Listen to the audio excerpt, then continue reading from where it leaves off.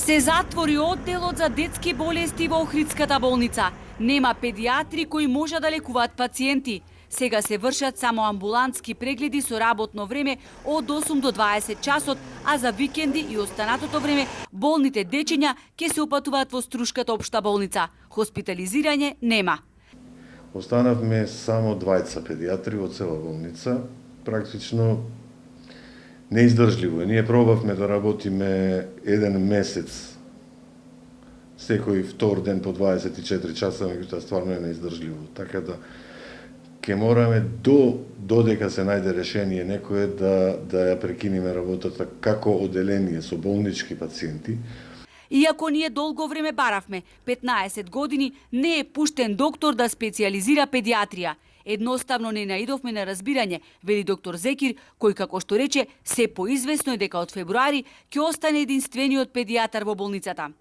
Премногу непотизам, премногу партиски определби и сето тоа доведува до можност за бирање на специализација. Јас кога одев на специализација, мене ми беше речено или педиатрија или ништо.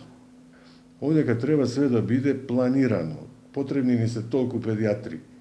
Ако не сакате на педиатрија, нема да одите нигде. Ние сега на сметка на некои специализации и специјалности кои што се во хиперпродукција, останавме без многу специјалности кои се потребни, а ги нема. Ние исто говориме за анестезиологија. Директорот ја затвори и урологија. Наскоро тоа ќе се случи со трансфузиологија. Ние сме останати на еден трансфузиолог. За ова известено е и Министерството за здравство. Се бара начин како да се реши проблемот. Може би со ротација на кадри од други градови, вели директорот на болницата. Но и тоа ќе биде проблематично, бидејќи има недостиг на педиатри и во Струга, Кичево, Битола. Што се однесува на урологија, и во овој оддел се вршат само амбулантски прегледи. Поради недостаток на кадар, ординира само еден уролог, што е неиздржливо, бидејќи обслужува и Битолската болница кога има потреба од вршење на операции.